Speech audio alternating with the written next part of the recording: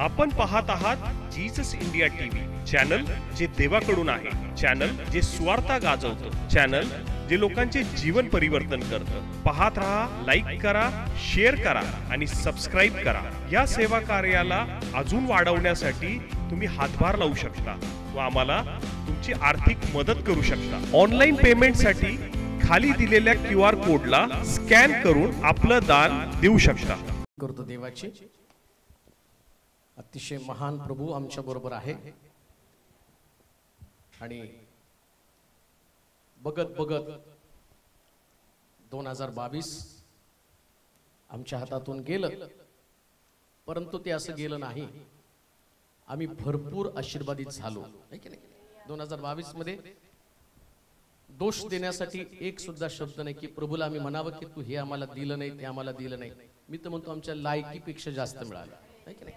आमची योग्यता पण नव्हती तेवढी, आमची कुवत नव्हती. मी चर्चचं बांधकाम ज्यावेळेस सुरू करण्याचं डोक्यामध्ये आलं आणि विचार केला की ते बांधकाम तर आपल्याला चालू करायचंय. मग त्यानंतर मीटिंगला जाताना मी ठरवलं की आता इथून पुढं डिझेलसाठी, हॉटेलिंगसाठी चर्चचे पैसे वापरायचे नाही, तर जे काही येईल ते मी खर्च करेल. आणि मग त्यानंतर मला वाटतं की चर्चची पहिली अमाऊंट बँकेमध्ये टाकली आणि ती अमाऊंट होती 2.5 लाख रुपये काहीतरी 5-6 महिन्यामध्ये. मग ती रक्कम टाकल्यावरती चर्च तर आपल्याला मोठं बांधायचं आणि म्हटलं हे बांधताना एवढी मोठी रक्कम कशी काय उभी राहणार. पण आतून एक आवाज आला, सुरुवात तू कर, पुरवठा मी करेल.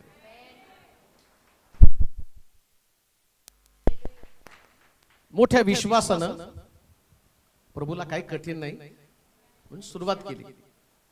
मी त्या फक्त 2.5 लाखाकडे पाहिलं जी बँकेमध्ये ठेवले. परंतु कोण, कुठून, कसं, ज्यांचे चेहरे मला माहित नाही, जे मला ओळखीचे नाहीत, असे लोक टाकत गेले. आणि मग ऑक्टोबर मध्ये मी डोंगरे ब्रदरला म्हटलं की मला असं वाटतं की आपण नोव्हेंबर पर्यंत एक 10 लाख रुपये आपले जमतील. डोंगरे ब्रदर की नाही, आपण म्हटलं 10 लाख रुपये तर आपले जमायला हरकत नाही. परंतु ऑक्टोबर संपला, त्यास आम्ही चेक केलं तर जवळजवळ 15 लाख होते. आणि मग मी त्यांना म्हटलं जर आता आपल्याकडे 15 आहे तर डिसेंबर पर्यंत 20 लाख आपल्याकडे असायला पाहिजे. आता हे बाता झाल्या नाही का मोठ्या मोठ्या. म्हटलं 20 लाख आपल्याकडे असायला पाहिजे. आणि रक्कम जमा होत होत गेल्या आठवड्यामध्ये ग्लोरीचा नवरा पण आला. त्याला शाळेमध्ये लेकरला ऍडमिशन घ्यायचं होतं. काय त्याच्या डोक्यात फिरलं काय माहिती. तो म्हटला की आमची फुल नाही, फुलाची पाकळी. त्याचं पोरग माझा मोबाईल घेऊन बसला होता. आता मला चेक तरी कसं करायचं की बाबा हे आहे काय म्हणून. म्हटलं तर आता ते पोराने मला मोबाईल दिला गेम खेळून, मग मी चेक करतो. आणि बघतो तर त्यांनी 50,000 रुपये टाकले होते. मग तरी सुद्धा 18,50,000. आता डिसेंबर संपायला आला आणि मला वाटतं 17,50,000 असं काहीतरी जमलं होतं. डिसेंबर संपत आला. म्हटलं 20 लाख मी तर बोलले डोंगरे ब्रदरला. शेवटी तिथं गेल्यावर त्यांच्या डोक्यात पण बोललो प्रभूने तसं केलं का. मग कोणी कोणी मला 1,000, 2,000, 5,000 कुठं मीटिंगला गेल्यावरती 10,000 कोणी दिले काय. मी सगळं तसं बँकेत जायला मला वेळ मिळाला नाही. सगळे पाकिटात कोंबून चर्चचं वेगळं एका बाजूला ठेवलं. ते जमा केलं. जमा केल्यावरती प्रशांतला म्हटलं बाबा बँकेत टाकून ये. कॅल्क्युलेशन केलं तर 1,10,000. अरे बापरे, 1,10,000. तेवढं सगळं झालं तरी 50,000 कमी. 20 लाखाचं तरी मी बोललो 50,000 आणायची कुठून. आणि तेवढ्यामध्ये एक सिस्टरने मला मेसेज केला. ते म्हटले तुमच्या चर्चचा अकाउंट नंबर मला द्या. मग प्रशांतला पण एक कॉल आला. त्यांनी पण सांगितलं की अकाउंट नंबर द्या. म्हटलं ते स्कॅन आहे. लोक कधी कधी स्कॅनवर पण विश्वास ठेवत नाही. कोणाचं असलं भलत्याला जात नाही का. मग त्याने दिला आणि मग मला एकाने मागितलं, त्याला एकाने मागितलं, मग 2172 असं काहीतरी ते येऊन पडले. म्हटलं अरे बापरे, तरी रक्कम कमी पडते आपल्याला. त्यानंतर पुन्हा एका सिस्टरनं तिचा मुलगा त्याला ब्लड कॅन्सर झाला होता, पण त्याच्यासाठी सारखे आपण प्रार्थना करायचो. मग मी बदलापूरला गेल्यावर ते म्हटलं की मला तुम्हाला भेटायचंय, परंतु 11:30 वाजले आणि दिवसभर मीटिंग भरपूर सेशन झाल्यामुळे म्हटलं की आता 11:30 वाजले, ते ट्रेनमध्ये बसले आम्हाला भेटायला यायला. म्हटलं 11:30 वाजले, तुम्हाला यायला 12:30 1 होईल, मग तोपर्यंत नाही आम्हाला सकाळी उठून लवकर निघायचं होतं. मला वाटतं चर्च काहीतरी आपलं होतं, त्या गडबडीने मी निघालो आणि त्यांची माझी भेट झाली. परंतु त्याने मला सांगितलं की मला तुम्हाला चर्चला द्यायचं आहे. तर मला असं वाटलं तेच त्यांनी 2000 रुपये दिले. परंतु नंतर त्यांनी एक चेक आणि त्या चेकचा फोटो पाठवून मला सांगितलं की जमा झाल्यावरती मला सांगा. तर 1 लाख रुपये होते. 1 लाख रुपये. आणि मग मी डोंगरे ब्रदरला आलो. डोंगरे ब्रदर 20 लाख रुपये डिसेंबर मध्ये देव म्हटला.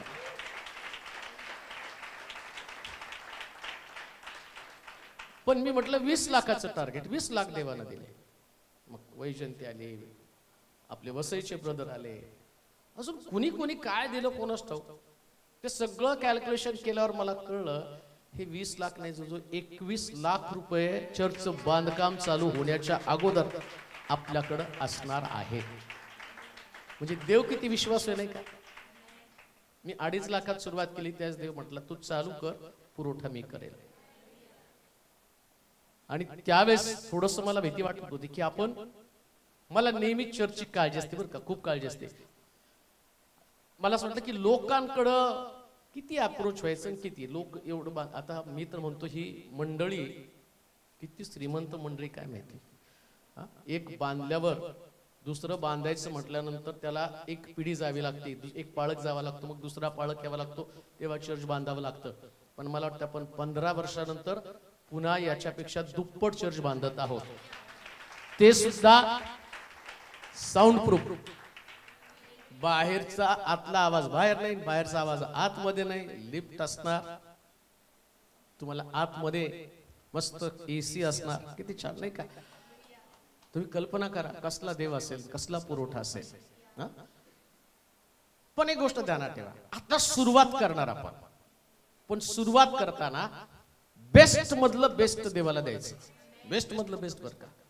मी तर ठरवलं पहिली गाडीच काढून टाकणार आहे, कारण ती माझ्यासाठी बेस्ट आहे. ती बघितल्यावर लोकांना वाटायचं इतके लागतात डोनेशनला मागणं, त्यांना कुठं माहिती नुसती गाडी आहे. बेस्ट देऊन टाकायचं. आणि माझा विश्वास आहे ज्या त्यानं इतका बेस्ट त्याचा मुलगा आम्हाला दिला, असं सांगितलेलं आहे बायबल मध्ये. त्याचं आपला एकुलता एक पुत्र कुठल्याही प्रकारची अपेक्षा न ठेवता त्यानं दिला. त्यानं दिला प्रिया.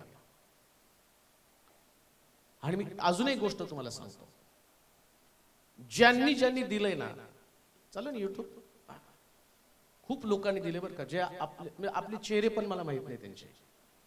परंतु जेव्हा चर्चचं बांधकाम पूर्ण होईल, जे तुमचं स्वप्न आहे ते स्वप्न पण या चर्चच्या बांधकामाबरोबर पूर्ण होणार. ही भविष्यवाणी तुमच्यासाठी, भविष्यवाणी तुमच्यासाठी 100% 100% ते पूर्ण होणार. मला माझं स्वप्न आहे, मी सांगून टाकतो, मी होंडा सिटी विकणार आणि चर्चच्या बांधकामासाठी ते वापरणार. पण माझं स्वप्न आहे त्याच्यापेक्षा चांगली स्पेशियस गाडी, ती गाडी मी तुम्हाला दाखवणार. का? कारण माझा प्रभू विश्वासू प्रभू आहे.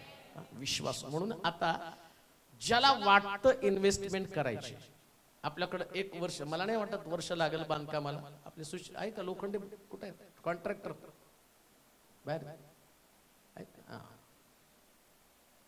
तर त्यांनी तर सांगितलं की मी लवकरात लवकर तुम्हाला बांधून देईल. तर लवकरात लवकर आपण बांधणार आहोत. नवीन वर्षाचं सगळ्यात मोठा आपला प्लॅन परमेश्वराचं मंदिर. त्याला बघितल्यावर लोकांनी देवाचं गौरव करावा, देवाचं गौरव केलं पाहिजे बरं का. काय आमचं मोठेपण, आम्ही असं बांधू शकतो असं नाही. लोकांनी त्या मंदिराकडं या भावनाकडे पाहिल्यावर त्यांना देवाची भव्यता समजली पाहिजे. सलमानानं मंदिर बांधलं ना, ते मंदिर एवढं भव्य होतं की त्याच्यानं देवाची महिमा झाली. तुमचं देव काय हे तुम्हाला दिसलं पाहिजे लोकांना. जर आमचंच दारिद्र्य, आमचेच प्रश्न, आमच्या समस्या लोकांना दिसल्या तर देव कसा दिसणार? तुमचा देव किती महान आहे. आणि मला माहिती की जे लोक या ठिकाणामध्ये आहेत ते पहिल्या मंदिराच्या बांधकामातली त्यांची परिस्थिती आणि आत्ताची तुमची स्थिती याचा साक्षीदार मी आहे. तुमच्या देवानं अधिक पटीनं तुम्हाला दिलेलं आहे. 100% खूप दिलेलं आहे बरं का. मला एकानं उठून सांगायला पाहिजे फक्त, नाही मी एवढं दिलं देवाने मला काय दिलं नाही. सगळं दिलं बरं का. माझ्या घरातलं जे सोनं आहे ते पण तुम्हाला दिलं. मला तर असं वाटलं आज हे करता करता म्हटलं त्या अंगठ्यान हे सगळं टाकावं का, पण दुसरीकडे म्हटलं लोक म्हणतील आम्ही तुम्हाला देतो तुम्ही तिथं टाकता का. पण मला माहिती की देव पुरवठा करणार आहे. सगळं भारी, सगळ्यात उत्तम प्रभू आम्हाला देणार आहे. पुष्कळ लोक ते वाट पाहत आहेत. ते म्हणतात की रोज सकाळी मला एक मेसेज येतो, तो म्हणतात की अकाउंट नंबर. मी म्हटलं अजून चालू नाही तर अकाउंट नंबर आणि जसं द्याल तसं मला दडपण वाढायला लवकर चालू करायला पाहिजे नाही का. परंतु एक गोष्ट ध्यानात ठेवा, नवीन वर्षामध्ये आम्ही नवीन गोष्टी करणार आहोत. सगळं काही नवीन बरं का. आज या नवीन वर्षामध्ये आम्ही पदार्पण केलेलं असताना काहीतरी गोष्टी देव आमच्याकडनं नवीन अपेक्षित करत आहे. काहीतरी नवीन. ज्या नवीन गोष्टी आम्ही देवासमोर नेतो ना, त्यास प्रभू नवीन वर्षातले नवीन आशीर्वाद आम्हाला देतो. पहा कितीतरी वर्ष नवीन वर्ष म्हणून अनेक वर्ष आम्ही तसंच जगत राहिलो. परंतु प्रश्न तोच आहे, अशा अनेक नवीन वर्षामध्ये किती नवीन गोष्टी घडल्या. तुमचे संकल्प, तुमच्या योजना, तुम्ही घेतलेले निर्णय, तुम्ही केलेले प्लॅन, त्या प्लॅन साठी पण तुम्ही प्रार्थना केली. परंतु देव तर ताकदवान देव आहे, महासामर्थ्यानं भरलेला देव आहे. इतका महासामर्थ्य त्याच्यामध्ये कुठल्याच गोष्टीची कमतरता राहू शकत नाही. परिपूर्ण देव आहे. पण एवढं सगळं आम्ही केलं, एवढे निर्णय घेतले, बऱ्याचशा गोष्टी आम्ही राखून राहिलो, प्रभूकडे मागितल्या. पण ज्यास आम्ही लेखाजोखा करतो त्यास आम्हाला कळतं बऱ्याच गोष्टी आमच्यामध्ये कमी आहे. परंतु लक्षात ठेवा, हा जो करार आहे देवाचा नवीन वर्षामध्ये, प्रत्येक वर्षामध्ये देव तुमच्याशी करार करत असतो. कारण देवाला करार करायला आवडतो. आम्ही पाहतो की आधी जुना करार होता, मग नवा करार. नोहा बरोबर पण त्यानं करार केला. देव आमचा कराराचा देव आहे. अजून आम्ही पाहतो की ज्या मोशेला त्या उतार शाळेमध्ये असताना, तो निजलेला असताना, त्या ठिकाणामध्ये देवाचा दूत आला आणि त्याच्यावरती प्रहार करून त्याला मारण्याचा प्रयत्न केला. त्या मोशेच्या पत्नीनं काय केलं, मोशेची अग्रत्वचा कापली, पहिली सुंता, आणि मग ते रक्त त्याच्यावर टाकलं. आणि ती म्हणती हा माझा रक्तानं खंडून घेतलेला नवरा आहे. म्हणजे तिथं करार आहे. कोणता करार? अग्रत्वचेच्या मोबदल्यामध्ये त्याचं संरक्षण. म्हणजे काहीतरी नवीन करण्याच्या अगोदर देव एकतर्फी करार करत नाही. जसं मंडळीशी देवाने करार केलेला आहे. काय त्याचा करार आहे? मी तुम्हाला गरुडाच्या पंखावरती, तसं पिलाला गरुड आपल्या पंखावरती नेऊन वरच्या गोष्टी दाखवतो, तसं देव तुम्हाला वरच्या गोष्टी दाखवणार आहे. आता देवाचा हा एकतर्फी करार नाही. मग ही भविष्यवाणी किंवा हे प्रभूचं प्रॉफिटिक वर्ड, भविष्य सूचक असणारा हे जे वचन आहे, हे वचन आमच्यामध्ये कसं लागू करणार आहे? आता दुसरी बाजू आम्हाला पण काहीतरी केलं पाहिजे. मग आज आम्ही पाहणार आहोत नवीन वर्षामध्ये नवीन मार्ग. नवीन मार्ग आम्हाला नव्या मार्गाने चालायचंय, जुन्या मार्गाने नाही जायचं बरं का. जुन्या मार्गामध्ये काही मजा नाही का. तुम्ही आता त्या फेसबुकवर, व्हॉट्सअपवर त्याचं एकमेकाला शेअर करताना काही ते पाठवताना बघा काय काय कॉमेडी पाठवतात नाही का. काय नवीन वर्षाचं कौतुक करतात. बायको तर तीच आहे, नवरा पण तेच आहे, आणि लेकर पण तेच आहे. म्हणजे तेच वाढणार आहे तुम्हाला. परिस्थिती काही बदलणार नाही, फक्त वर्ष साल बदललं. पण देव नवीन वर्षामध्ये नवीन गोष्टी करत असताना त्याला आमच्याकडनं काय अपेक्षित आहे? तो म्हणतो नवीन वर्ष नवीन मार्ग. वाचू एक वचन, इब्री लोकांचं पत्र 10 अध्याय 19 पासून 25 पर्यंत वचन.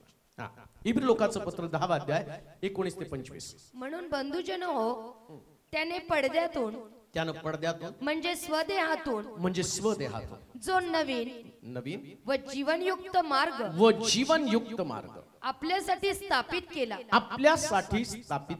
त्या मार्गाने परमपवित्र स्थानात येशूच्या रक्ताच्या द्वारे प्रवेश करण्याचे आपल्याला धैर्य आलं आहे. आणि आपल्याकरिता देवाच्या घरावर एक थोर याजक आहे. म्हणून आपली हृदये सिंचित झाल्याने दुष्ट भावनेपासून मुक्त झालेले व निर्मळ पाण्याने शरीर धुतलेले असे आपण खऱ्या अंतःकरणाने व विश्वासाच्या पूर्ण खात्रीने जवळ येऊ. आपण न डळमळता आपल्या आशेचा पत्कर दृढ धरू. कारण ज्याने वचन दिलं तो विश्वसनीय आहे. आणि प्रीती व सत्कर्मे करावयास उत्तेजन येईल असे एकमेकांकडे लक्ष देऊ. आपण कित्येकांच्या चालीप्रमाणे आपले एकत्र मिळणे न सोडता एकमेकास बोध करावा. आणि तो दिवस जसा जसा जवळ येत असल्याचे तुम्हाला दिसते तसा तो अधिक करावा. आता देवाच्या वचनाकडे लक्ष देऊया. नवीन वर्षामध्ये नवीन मार्ग, आणि हा मार्ग कोणता तर तो म्हटला हा माझ्या देहात्म जाणारा मार्ग आहे. हा देहात्म जाणारा मार्ग आहे.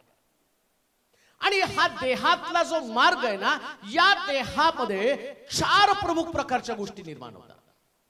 या मार्गाने ज्यास तुम्ही जाता, ऐका, आज जगाला, मंडळ्यांना जर कशाची गरज असेल तर सगळ्यात महत्वाची त्यांची गरज काय असेल की एक नवीन मार्ग. पण मी तुम्हाला सुरुवातीला म्हटले नवीन वर्षात पण तेच आहे. नाही लोक बदलणार, ना घरातले लोक बदलणार, ना बाहेरचे लोक बदलणार, ना मंडळीतले लोक बदलणार. तेच चेहरे, तेच लोक असतील. काही नवीन लोक येतील, काही वेगवेगळ्या भागातले लोक येतील. परंतु येणाऱ्या वर्षामध्ये प्रभूला आम्हाला जसं ख्रिस्ताच्या देहातनं एक मार्ग निघाला तसं आमच्या पण देहातनं एक नवीन मार्ग प्रभूला काढायचा आहे. करार त्याचा काय माहिती का, जसा ख्रिस्ताचा देह वधस्तंभावरती विंदिला, जसा ख्रिस्ताच्या देहातनं एक मार्ग निघाला तसं आमच्या सुद्धा देहातनं एक मार्ग निघाला पाहिजे. आता हा मार्ग जातो कुठे नेमका, कोणता मार्ग आहे तो की ज्या मार्गामधनं प्रभू आम्हाला चालवू इच्छित आहे आणि ज्याच्याद्वारे तो त्याची अभिवचन पूर्ण करतो. देवाला अभिवचन पूर्ण करायला आवडतं, प्रभूला अभिवचन द्यायला आवडतं, पूर्ण करायला आवडतं. हे बायबल नुसतं वाचण्याचं पुस्तक नाही. बायबल मधलं प्रत्येक वचन हे तुमच्या जीवनासाठी लागू करणं आहे. आणि 100% याच्यातल्या गोष्टी आमच्या जीवनामध्ये सत्य होतात. 100% सत्य. मला परवा एक व्यक्तीनं मेसेज केला आणि इचलकरंजी या ठिकाणामध्ये मीटिंग असताना त्यांनी व्हॉइस मेसेज मला पाठवला. मला वाटतं मी पाठवलं का नाही कोणाला माहित नाही, परंतु इचलकरंजी मध्ये तो व्यक्ती त्या मीटिंग साठी आला आणि ती मीटिंग त्याने अटेंड केली. परंतु ख्रिसमसचा संदेश आणि त्या संदेशामध्ये मी सांगितलं की जर खरा नाताळ करायचा तर तुम्हाला पाप धरून नाताळ करता येणार नाही, पाप सोडलं पाहिजे. नाताळ आणि पाप दोन्ही एकत्र नाही राहू शकत. जर ख्रिस्ताचा जन्म होतो तर पाप नाहीच होतो. मनुष्याचा पुत्र हरवले शोधण्यासाठी आला. मग तो संदेश त्या व्यक्तीला इतका लागला.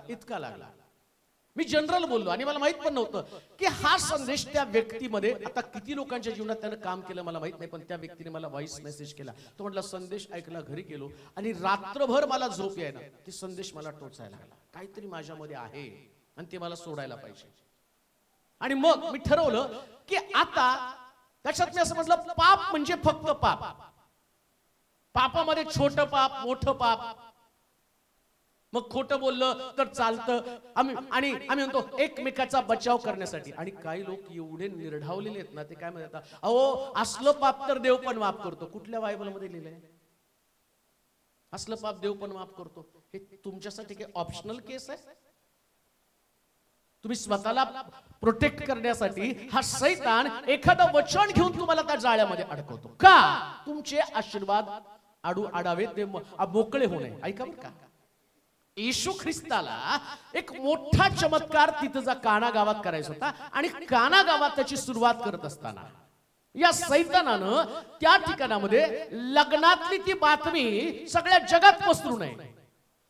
जर येशूचा पराभव डोंगरावरती मी केला तर येशूला काना गावामध्ये चमत्कार करता येणार नाही, हे त्याला माहिती होतं. आणि मग त्यानं काय केलं, डोंगरावरती गेला आणि डोंगरावरती त्याला वचनामध्ये अडकवण्याचा प्रयत्न केला. काय वचन? तुला भूक लागली ना, आता तुझ्यामध्ये एवढी ताकद आहे तर तू धोंड्याला आज्ञा केली तर धोंड्यापासून भाकरी होतील. आता शैतानानं हा प्रश्न त्याच्या समोर मांडल्यावर येशूनं सुद्धा सफाईदारपणे वचन घेतलं आणि त्याला सांगितलं, मनुष्य केवळ भाकर नव्हे तर देवाच्या मुखातून निघणाऱ्या प्रत्येक शब्दानं जगेल असं लिहिलंय. आणि ते म्हटल्यानंतर त्यानं दुसरा प्रश्न टाकला, वरून उडी मार असं लिहिलंय शास्त्रामध्ये. देवदूत तुला आपल्या हातावर जलून धरतील. त्याच तो म्हटला, आपला देव याची परीक्षा पाहू नकोस. त्याला माहिती की हे डावपेच आहे. कशासाठी? कारण याच्यानंतर हा पवित्र आत्मा देवाचा असणारा करार, पाण्यात वर आल्यावर देवाशी त्याचा करार होता, हा माझा परमप्रिय पुत्र आहे, याच तुम्ही ऐका. देवाचा करार होता, ज्या वेळेस तू पाण्यात वर जाशील आणि माझा तुझ्याशी करार काय, हे जगातली प्रत्येक व्यक्ती तुझं ऐकेल आणि जग तुझं अंकित होईल. म्हणून म्हटलं त्यानं ख्रिस्ताच्या अधीन पृथ्वी तलावरची प्रत्येक गोष्ट केली. आणि आम्ही पाहतो या तिन्ही असणाऱ्या कसोटीमध्ये तो उतरला आणि काना गावात त्यानं पहिला चमत्कार केला. ऐका, ठेव ज्यास काहीतरी तुमच्यासाठी करत असतो ना, तर तुम्हाला त्याचा करार पाळणं फार गरजेचं आहे. नवीन मार्ग, मग ख्रिस्तानं दाखवलेला देहातला मार्ग कोणी तुम्हाला नाही. मी असं म्हणेल की कोणी तुम्हाला निर्णय घेण्यासाठी, बऱ्याच वेळा आम्ही विचारतो एकमेकाला, मग काय निश्चय याचा नवीन निश्चय काय तुमचा, काय निर्णय नवीन? तेच असतात बरं का आमची रिपीट. नाही आता रोज 1 तास प्रार्थना करणार. गेल्या वर्षी तेच होतं. काय होतं? रोज 1 तास प्रार्थना करणार. 2020 मध्ये काय होतं? पहाटे उठून प्रार्थना करणार. मग काय झाल्या पहाटेच्या प्रार्थना? आणि मग आम्ही एकमेकाला सांगतो, हा मी पण तुमच्यावर, तुम्ही मला कॉल करा बरं का, मी प्रार्थना करेल तुमच्यावर प्रार्थना असेल. तसं होत नसतंय. कारण एकमेकाला जर आम्ही दाखवलं तर तो मार्ग नाही, पण ख्रिस्तानं दाखवलेला मार्ग हा 100% परफेक्ट मार्ग आहे. तो मार्ग कोणता? तो म्हटला हा नवीन जो मार्ग आहे तो वधस्तंभावर ख्रिस्तानं आपला देह टांगला आणि तिथून त्या मार्गाला सुरुवात झाली. ऐका, आता नवीन वर्षामध्ये पहिल्यांदा तुम्हाला तुमच्या देहाला या वधस्तंभावरती टांगलं पाहिजे.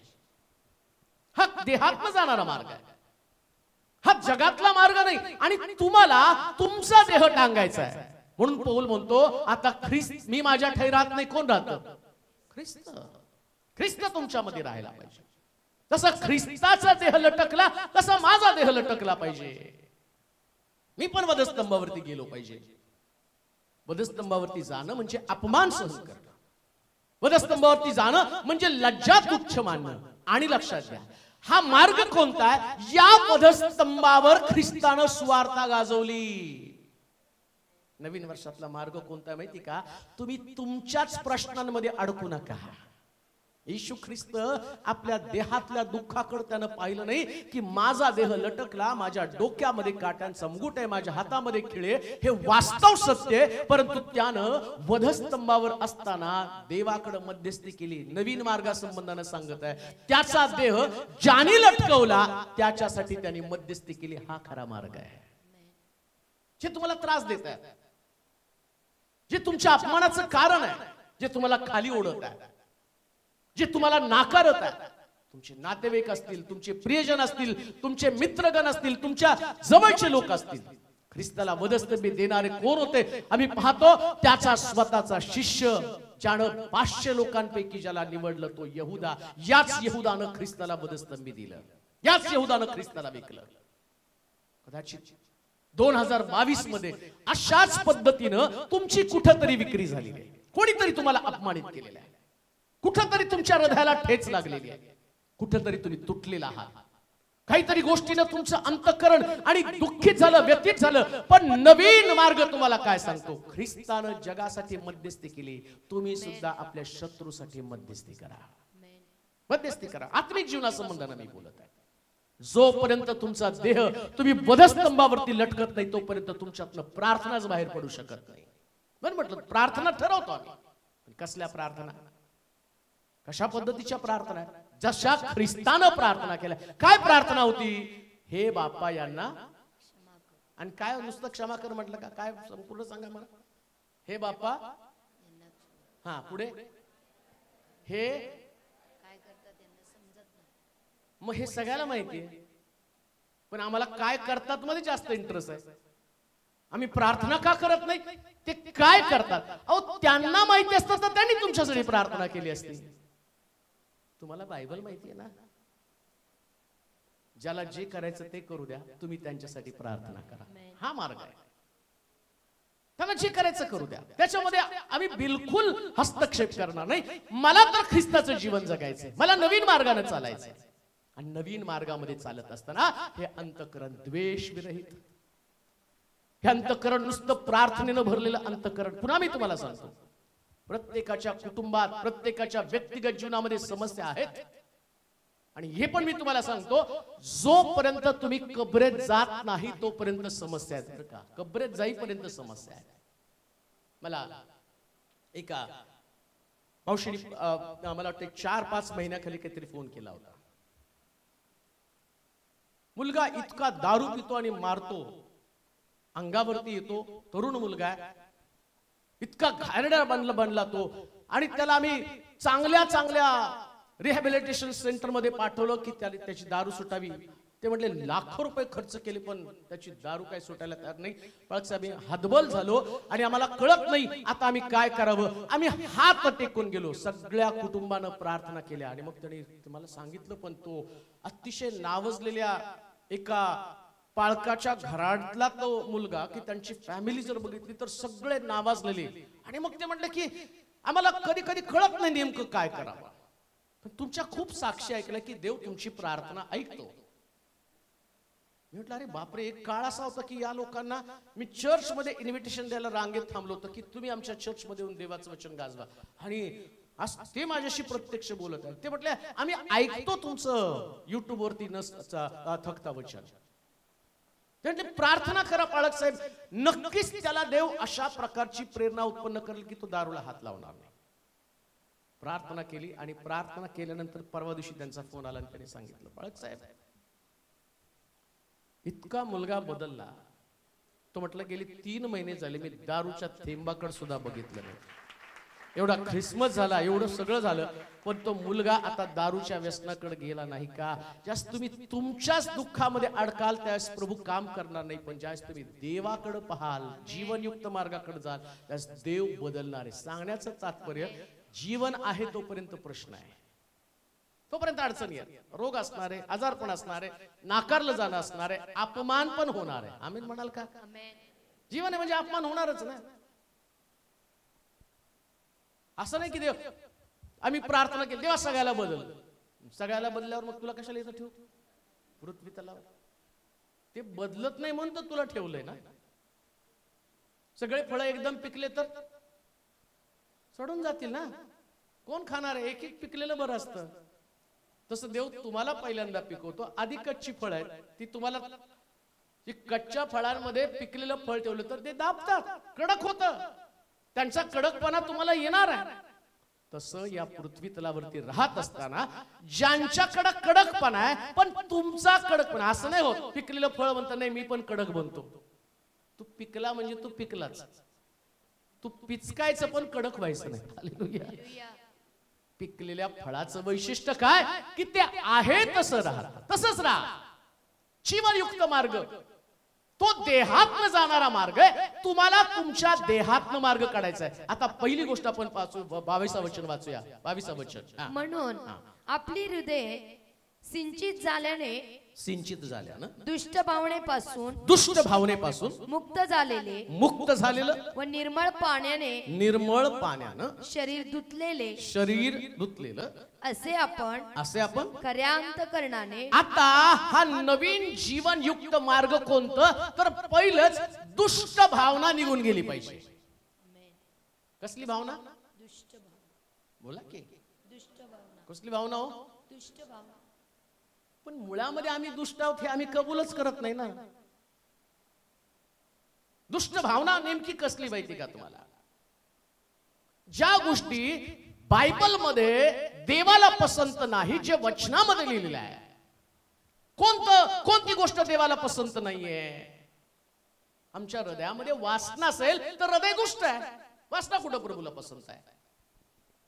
वासनेचं जीवन जर आमचं आहे, खूप कल्पना आमच्या डोक्यामध्ये आहे. त्यानंतर पाहतो चंचलपणा आमच्यामध्ये. हे कुठे आहे सगळं? चंचलपणा एक वासना आहे. म्हणजे कधी कधी मला देव आवडतो, कधी कधी आवडत नाही. हा चंचलपणा आहे. कधी कधी मी खूप प्रार्थनिक आहे. एकदा बघितलं की मी प्रार्थनेची सर्वोच्च पातळी. त्या बरं माणूस बदलतो कशामुळे सांगा बरं? याचं कारण काय? हा एखादा माणूस जो ना तो चंचल बनतो का? कारण त्याला ज्या देवामध्ये येतो ना, देवामध्ये आल्यावर त्याला वाटतं सगळी पॉझिटिव्हिटी माझ्यामध्ये आली पाहिजे, सगळं सकारात्मक घडलं पाहिजे, सगळ्यांनी माझं कौतुक केलं पाहिजे, सगळ्यांनी मला डोक्यावरती घेऊन नाचलं पाहिजे. पण असं शास्त्रात कुठंच लिहिलं नाही. माझ्या नावामुळे लोक तुम्हाला धरून देतील, तुमच्याविषयी लबाडीनं, मग तुम्हाला तर खंबीरच व्हावं लागेल. पण कोणीतरी तुमच्याविषयी लबाडीने वाईट बोललं तर तुम्ही चंचल बनता, तुम्ही नाही देवाचा मार्ग सोडून देता. मग तुम्ही आज प्रार्थनेमध्ये, उद्या प्रार्थनेत नाही, मग परत प्रार्थनेमध्ये, मग परत कोणतरी ते एक सुंदर वचन सांगतात, परत प्रार्थना, परत गेला, परत सारखा एक वक्ता आणायचा, त्यांनी याला सांगायचं, मग त्या वक्त्याने सांगितल्यावर याचं परिवर्तन, आणि मग ते प्रभूकडे आलं. याला चंचलपणा म्हटलं. हे आमच्या अंतःकरणातनं आम्हाला काढायचंय. दुष्ट भावना म्हणजे नेमकं काय आहे लक्षात घ्या. प्रत्येक ख्रिस्ती व्यक्तीनं आपल्या इमोशनला सांभाळणं फार गरजेचं आहे. दुसऱ्या भाषेत मी असं म्हणेल, ख्रिस्ती व्यक्तीनं, विश्वासणाऱ्या व्यक्तीनं इमोशनल असता कामा नये. इमोशनल. सैतान तुमच्यावरती इमोशनल अत्याचार करतो. कसले अत्याचार? भावुक बनवतो बरं का तुम्हाला. त्या बागेमध्ये आम्ही पाहतो की हवेला त्याने बोलवलं, सगळ्या तिच्या इमोशन जागे. काय देवानं तुम्हाला फळ खाण्याची आज्ञा केली नाही, सगळ्या झाडाचं फळ खायला सांगितलं, मधल्या झाडाचं फळ खाऊ नका आणि हात पण लावू नका. तो म्हटलं नाही, हे फळ खूप छान आहे, म्हणजे भावनेला स्पर्श केला, दाखवलं किती सुंदर आहे. आणि त्या सौंदर्याकडं आम्ही पाहतो की ती हवा अट्रॅक्ट झाली, तिच्या इमोशन जाग्या झाल्या. आणि काय इमोशन जागा झाल्यावर ती म्हटली, नुसतं मी खाणार नाही, माझ्या नवऱ्या इमोशन आहे बरं का ते, मी नुसतं खाणार नाही, कुणाला देईल? आता ते कॉमेडीमध्ये बोलते ते, तिने पण खाल्लं आणि त्याला पण दिलं. प्रेम होतं म्हणून दिलं, गप्पा गप्पा स्वतः नाही खाऊन घेतलं. ती म्हटली असं नाही की ती नाही मीच खाते ना. घासातला घास नवऱ्याला देते, त्या स्त्रीचं हृदयच तसं असतं. तिने घासातला घास, तिच्या इमोशन, आणि याच्या पण इमोशन होत्या. नाही बायको देते मग खायला पाहिजे ना. माझ्या पत्नीने सांगितलं, म्हणून येशू काय म्हटला, जो कोणी माझा शिष्य पाहतो त्यानं आपला बाप, आपला भाऊ, आपली आई, आपला मित्र, आपली पत्नी या सगळ्याचा त्याग केला पाहिजे. इमोशन नसायला पाहिजे. जेव्हा तुमच्याकडे इमोशन असतात त्यावेळेस हा जीवनयुक्त मार्ग तुमच्याकडे येऊ शकत नाही. म्हणून लक्षात ठेवा, जीवनयुक्त मार्ग, नवीन मार्गाने जात असताना पहिल्यांदा तुमच्या भावनेला तुम्हाला कंट्रोल करता आला पाहिजे. भावना कंट्रोल. कोणी तुमच्याविषयी चांगलं पण बोलू द्या, वाईट पण बोलू द्या. चांगलं बोललं म्हणून चढून पण जायचं नाही. माझ्याविषयी एवढं छान बोलतात, खूप छान बोलतात माझ्याविषयी.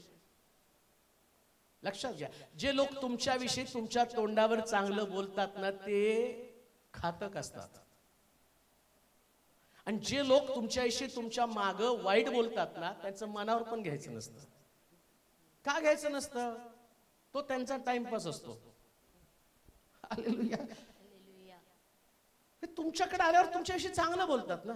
आता काय होतं माहिती का, समजा मी कुणाकडे तरी गेलो, आता तिथं दुसरा विषय निघाला, आता माझी इच्छा नाही त्या व्यक्तीविषयी बोलायचं, पण नाही बोललं ते चहा पाणी बंद होईल. मग दोन तर गोष्टी बोलावं लागतं ना. ते तसेच आहे तसेच आहे. पण तिकडून आल्यावर त्यांनी ऐकून त्यांच्या मनात राहत नाही ते हे जनरल आहे, काही विशेष नसते याच्यामध्ये. बरं याच्यानं तुमचं नुकसान काय झालं सांगा ना मला. काय तुमचे 2-4 लाख रुपये बँकेतनं निघून गेले, खात्यावर त्यांच्या वळते झाले का? उलट ज्या लोक तुमच्याविषयी लबाडीनं वाईट बोलतील त्याच तो म्हणतो तुमचं प्रतिफळ स्वर्गात मोठं. इमोशन नकोच आहे. हा नवीन जीवनयुक्त मार्ग जो आहे ना, या मार्गामध्ये एचकेलच्या पुस्तकामध्ये 36वा अध्याय त्याचं 27 ते 30 वचन वाचा बरं. हा एचकेल 36वा अध्याय 27 ते 30 वचन. हा मी तुमच्या ठाई माझा आत्मा घालील आणि तुम्ही माझ्या नियमांनी चालाल, माझे निर्णय पाळून त्याप्रमाणे आचरण कराल असे मी करीन. मी तुमच्या पूर्वजास दिलेल्या देशात तुम्ही वस्ती कराल आणि तुम्ही माझी प्रजा व मी तुमचा देव असे होईल. मी तुमच्या सर्व मलिनतेपासून तुम्हास मुक्त करीन. मी धान्यावर हुकूम करून जर तुम्ही या जीवनयुक्त मार्गानं नवीन मार्गानं चालाल. कोणता नवीन मार्ग? मी तुम्हाला माझा नवीन आत्मा तुमच्यामध्ये घालतो. कोणता आत्मा नवीन? हा पवित्र आत्मा. आणि पवित्र आत्मा जर तुमच्यामध्ये आला, देवाचा आत्मा तुमच्यामध्ये आला, तुम्ही अन्य भाषा बोलतात, तुम्ही देवाची स्तुती करतात, किती सुंदर तुम्ही आत्मिक जीवनामध्ये वाटचाल करतात. परंतु प्रॉब्लेम काय माहिती का? या सैतानाला याच्या मागे जी तुमचे आशीर्वाद आहेत. कोणते आशीर्वाद? काय लिहिले वाचा बरं. कोणते आशीर्वाद आहेत? मी तुमच्या पूर्वजास दिलेल्या देशात तुम्ही वस्ती कराल आणि तुम्ही माझी प्रजा व मी तुमचा देव असे होईल. मी तुमच्या सर्व मलिनतेपासून तुम्हास मुक्त करीन. मी धान्यावर हुकूम करून त्याची विपुलता करीन. आता नवीन वर्षामध्ये देव काय म्हणतो? मी धान्याला हुकूम करेल, जा यांच्या घरामध्ये, जा यांच्या शेतामध्ये, समृद्धी मी देईल. पण कधी देणार आहे समृद्धी? पहिल्यांदा माझ्या आत्म्याला तुमच्यामध्ये काम करू द्या. देवाला तर वचन पूर्ण करायचंय, अभिवचन पूर्ण करायचंय, समृद्धी द्यायची. आम्ही एक भाग घेतो. कोणता? प्रभू मला समृद्ध कर. तो समृद्धीच्या अगोदर मला रिपेअरिंग करू दे ना. मला तुझं हृदय बदलायला पाहिजे. म्हणून पेंटिकॉस्टल फेथ किंवा पेंटिकॉस्टल अनुभव अन्य भाषा बोलणं नाही. भाषा तर सैतान पण बोलतो, तो नाही पेंटिकॉस्टल अनुभव. पेंटिकॉस्टल अनुभवाची सुरुवात कुठून होती माहिती का? पहिल्यांदा हृदय बदलण्याचं काम होतं. दुष्ट भावनेपासून हृदय निघून जातं. राग नाही, द्वेष नाही, लोभ नाही, मत्सर नाही, ईर्ष्या नाही, स्पर्धा नाही, हेवा नाही, कुठल्याच प्रकारचं कुणाचं कौतुक झालं म्हणून मला वाईट वाटत नाही, आणि माझं कोणी कौतुक केलं म्हणून पण नाही वाईट वाटलं पाहिजे. आमेन म्हणाल का? सगळ्यात वाईट गोष्ट कोणती माहिती का? इथं प्रॉब्लेम येतो. आम्हाला प्रत्येक वेळेस वाटतं की कोणीतरी माझ्या कामाचं ऍप्रिसिएशन करावं. मुळामध्ये तुम्ही देवाचं काम करतात आणि देव तुमचं काम पाहत असतो. देव पाहत असतो बरं का. आणि अजून एक गोष्ट मला सांगतो, माणसं तुमच्या कामाचं ऍप्रिशिएशन करतात, त्यास देव चुकून पण करत नाही. असं लिहिलंय, तुझा उपास गुप्त असावा, तो माणसांना दिसणारा नसावा. कारण का? जर तू माणसांना दिसणारा उपवास करेल तर माणसं तुला प्रतिफळ देईल, पण देव जर तुझा उपवास बघेल तर देव तुला प्रतिफळ देईल. म्हणून तुमची सेवा, तुमचं प्रभूचं काम तुम्ही कोणा व्यक्तीसाठी करू नका. तुम्ही देवासाठीच तुमचं काम केलं पाहिजे. हे सगळ्यात उत्तम गोष्ट आहे. याला म्हटलं नवीन मार्ग. कोणता मार्ग? जुन्या मार्गामध्ये चालताना आमचं सारखं कुठेतरी बिनसले, आम्ही एवढं करतो, आम्हाला कोणच विचारत नाही, आमचं असंच होत नाही, आमचं. अरे जाऊ द्या. नवीन मार्गामध्ये देवाला तुम्हाला आशीर्वाद द्यायचा. काय आशीर्वाद द्यायचा? वाचा बरं परत. मी तुमच्या पूर्वजास. कुणाला? तुमच्या पूर्वजास. काय आमचा पूर्वज? अब्रामाला देवानं काय दिलं? दिलेल्या देशात. त्याला कनान देश दिला, पण कनान देशात जाताना त्याच्याकडं सोनं, रूप, अजून काय, कळप, अजून काय काय होतं? उत्पत्तीत जावा की 13वा अध्याय ना, वाचा. त्याला काय अभिवचन देवानं दिलंय तुम्हाला? अब्रामा बरोबर हा? लोट जात होता. नाही नाही त्याला हा त्याची मेंढरे मेंढरं, गुरेढोरे गुरढोरं व पाले होती. पाले होती. त्यास एकत्र राहण्यास एकत्र राहण्यास तो प्रदेश पुरेना. प्रदेश पुरेना. कारण त्याची मालमत्ता एवढी झाली की अहो देव त्याच्या बरोबर चालताना तुमची मालमत्ता वाढवतो. देवाला तर तुमची मालमत्ता वाढवायची. अजून एखादा फ्लॅट तुम्हाला घ्यायचे, अजून एक बंगला तुम्हाला बांधायचे, अजून तुमच्या गळ्यामध्ये कुठे गेली काय मिळेल 17 तोळे किती म्हणली ती. हा मग ते काय नुसतं स्किट मध्ये का, तुमच्या गळ्यात ते दिसणार आहे. नवीन जीवनयुक्त मार्गावर चालाल, पण तिथं नाही अडकून पडायचं. ज्या हृदयामध्ये असणाऱ्या गोष्टी सगळ्यात शास्त्र काय सांगतं, जीवनाचा उगम तुझ्या हृदयामध्ये आहे. हे जीवनाचा उगम आहे इथं. याला सांभाळणं फार गरजेचं आहे. द्वेषापासून, रागापासून, अहंकारापासून याला मुक्त करून टाकायचं. प्रभूचं हृदय मला धारण करायचं. जिथं पाहतो आम्ही की या पेत्रानं येशूला शिव्या दिल्या, पण तिथं तो सांगतो पहिल्यांदा पेत्रला जाऊन सांग मी उठलो. हे जीवनयुक्त मार्ग आहे. जे तुमचा द्वेष करतात, तुमच्याविषयी वाईट बोलतात, त्यांनाच ख्रिस्तासारख्या मार्गाने चालवून आम्हाला जिंकायचंय. त्यांना जिंकायचंय. देवाचे लोक स्वतःसाठी कधी जगत नाही. आणि मी म्हणतो की जे स्वतःचा विचार करणारे लोक ते आत्मिक कधीच असू शकत नाही. कसं तुम्ही आत्मिक असू शकता? आत्मा देहाची कर्म तर उघड आहे, आणि ज्याला पवित्र आत्मा चालवतो तो देहाची कर्म करतच नाही. मग देहाची कर्म कोणती? जार कर्म, अशुद्धपणा, कामातुरपणा, मूर्तिपूजा, हेवा, वैर, कलह, चेटके, फफुटी, पक्षभेद, ही सगळी देहाची कर्म आहे. आणि माझ्यामध्ये जर ती देहाची कर्म आली, एक पण कर्म याच्यामध्ये असलं, मला कुठं पवित्र आत्मा चालवतोय? आणि प्रभू म्हणतो मला तुला सगळं समृद्ध करायचंय. जसं अब्रामाला केलं तसं तुला समृद्ध करायचंय. आम्ही म्हणतो गेल्या वर्षी देवाने अभिवचन दिलं होतं, नाही मिळालं आम्हाला लेकरू, नाही मिळालं आम्हाला घर. ऑपरेशनचं काय? ऑपरेशनचं काय? तो पवित्र आत्मा मला तुमच्यामध्ये घालायचं होतं. आणि पवित्र आत्मा कशाला? अन्य भाषा बोलण्यासाठी नाही, तर ख्रिस्ताची प्रीती तुमच्या हृदयामध्ये यावी. ख्रिस्ताची प्रीती, आणि या प्रीतीमध्ये मरण आहे. ख्रिस्ताची प्रीती म्हणजे स्वतः मरण, दुसऱ्याला जीवन देणं. ख्रिस्ताच्या प्रीतीने आमचं हृदय भरलं पाहिजे. हा जीवनयुक्त मार्ग आहे.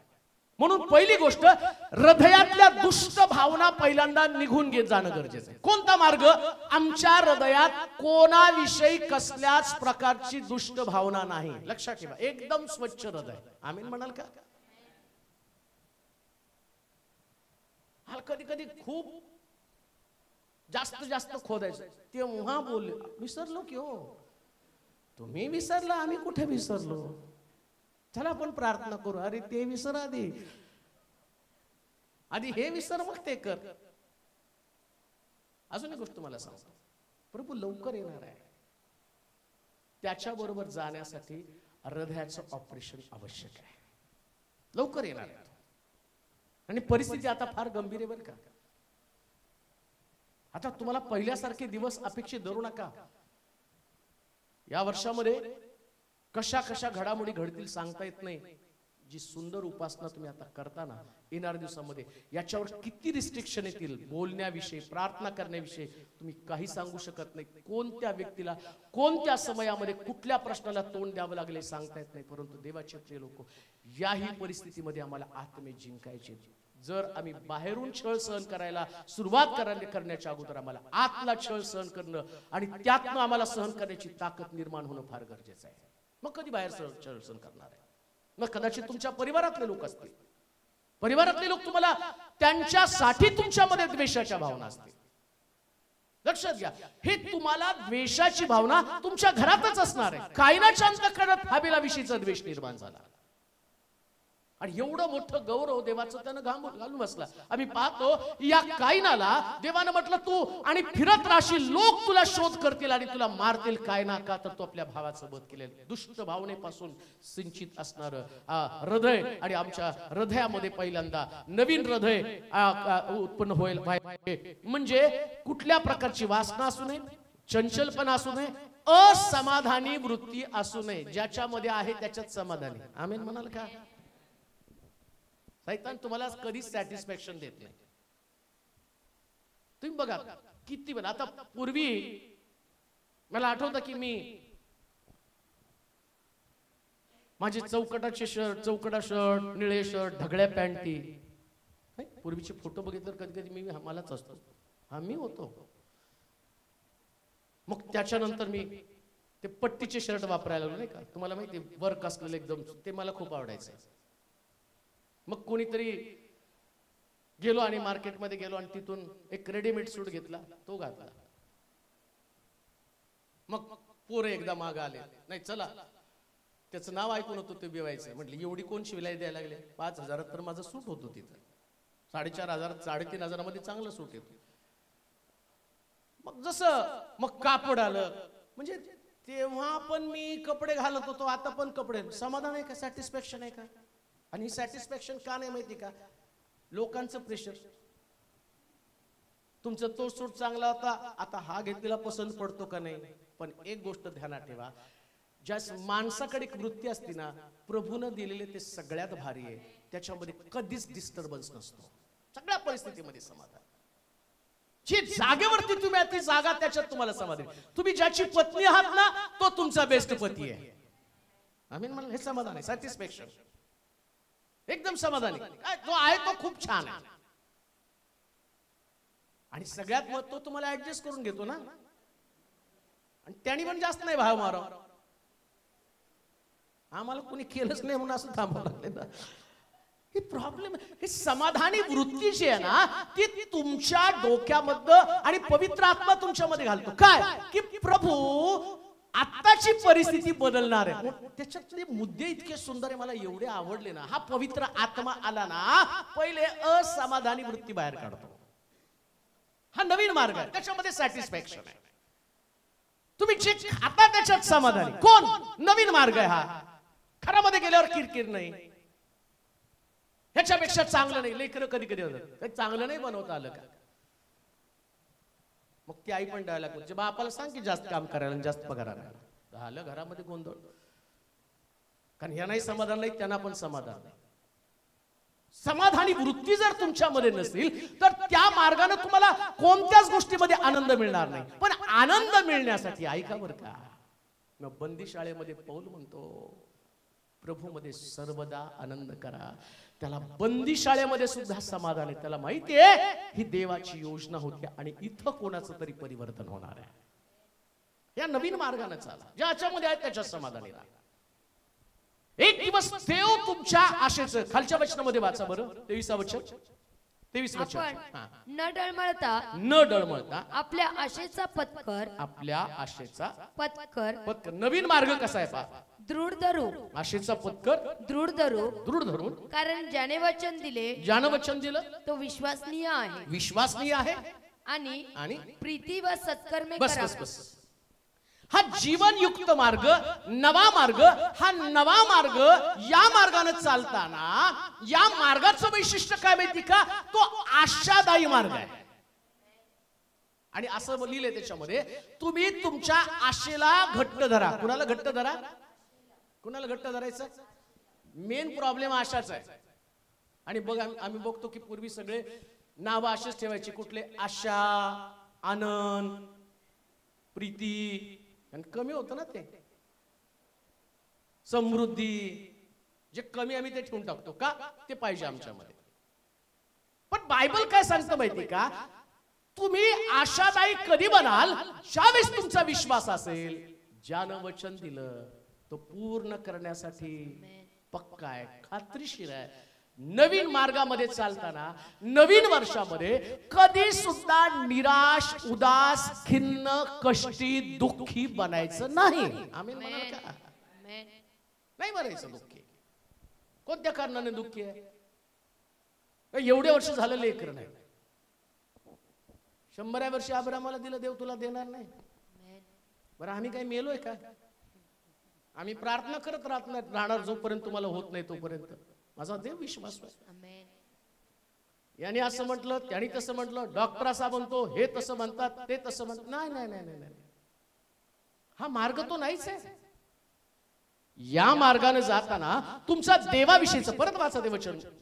म्हणून आपण न डळमळता, काय कसं न डळमळता, मुळामध्ये आमच्यामध्ये डळमळीतपणा म्हणजे काय, कधी कधी देवाचं वचन आमच्याकडे आल्यावर आम्ही एवढं एक्साइटेड होतो, नाही आता काहीतरी या वर्षी घडणार, काहीतरी घडणार, अमकं होणार तमकं होणार. घरी गेल्यावरती सगळं काही वेगळं वेगळं दाखवलं जातं. मला कोणीतरी परवा फोन करून सांगितलं की डॉक्टर नाही, मला वाटतं वैजूची मुलगीच,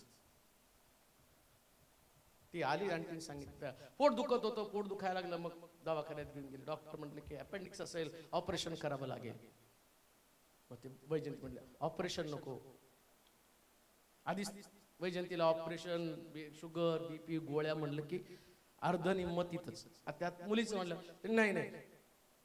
मग चेकअप करण्याच्या अगोदर ती पोरगी तिकडून, तिची पोरगी मला फोन करून सांगते, पास्टर हॉस्पिटलमध्ये चालले, तुम्ही माझ्यासाठी प्रेयर करू शकता का? आता ती सॉफिस्टिकेटेड, आपले बाकीचे लोक एवढं, तुम्ही लोक एवढं सॉफिस्टिकेटेड, बाकीचे लोक जसं काय मी त्यांचा दे, तुम्हाला मी 4 दिवस झालं फोन करते, तुम्ही माझा फोन उचलत नव्हता, आता लागला ना, आता बोला की.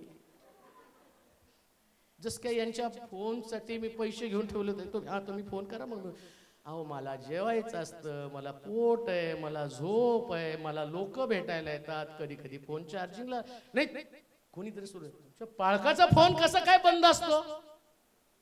अरे बाबा मशीन आहे, जास्त फोन केल्यावर डाऊन होणार चार्जिंग, बोलावं लागणार आहे, परत चार्जिंगला लावावं लागणार आहे. बरं चार्जिंगला चालू करून ठेवला आणि चार्जिंगला लावलं तर सारखं जायचं उचलायचं, सारखं जायचं उचलायचं, मग माझी आंघोळही होणार नाही, जेवणही होणार नाही, नाश्ता होणार नाही. आमच्या तिथं सगळं शिजून बसेल आणि तिला मी तेवढं बनवायचं, शिजवायचं, बनवायचं. सांगण्याचं तात्पर्य कधी कधी आम्हाला असं वाटतं की नाही हे असं व्हायलाच पाहिजे, परंतु त्या लेकरानं एक पास्टर मी चालले, माझ्यासाठी प्रार्थना करा. माझा विश्वास आहे तुम्ही प्रार्थना केली तर मला ऑपरेशनची गरज. एवढीशी पोरगी ती एवढं पटपट बोलत होती, मी म्हटलं काय त्या पोरीचा विश्वास आहे. आणि शेवटी तो बिचारा डॉक्टर त्यालाही मोठा प्रश्न म्हटलं हिचं काय सापडत नाही. तो म्हटलं चल मीच घेऊन जातो तुला, बसवलं तिथं आणि त्या मशीनवर बसलं. अरे सगळं तर नॉर्मल आहे, तुला ऑपरेशनची गरज नाही. मग आधी होती आता कुठं गेलं? परवा एका ह्याने सांगितलं एक गाठ होती, डॉक्टर म्हटले ऑपरेशन करून काढायची एका बहिणीला. आणि मग ती गाठ पाहिली, सगळी सोनोग्राफी मध्ये दिसली. ते म्हटले डॉक्टर थांबा, एक प्रार्थना करते, मग 8 दिवसांनी तुमच्याकडे येते, 8 दिवसांनी चेक करतो, तुम्हाला स्टेटस रूपाने येते. आणि मग गेले. साहेब प्रार्थना करा, डॉक्टर सांगतात गाठ आहे, ऑपरेशन करावं लागेल, पण माझा देव गाठ नाहीशी करेल हा माझा विश्वास आहे. आणि मी प्रार्थना केली. 8 दिवसांनी गेलो डॉक्टर, अहो आधीच्या रिपोर्ट मध्ये गाठ आहे, आता नाही, हे मलाच कन्फ्युजन आहे का? या मार्गाने तुम्ही जाल तर 100% आशा पूर्ती करणारा मार्ग आहे. 100% एकदम निश्चिंत राहायचं.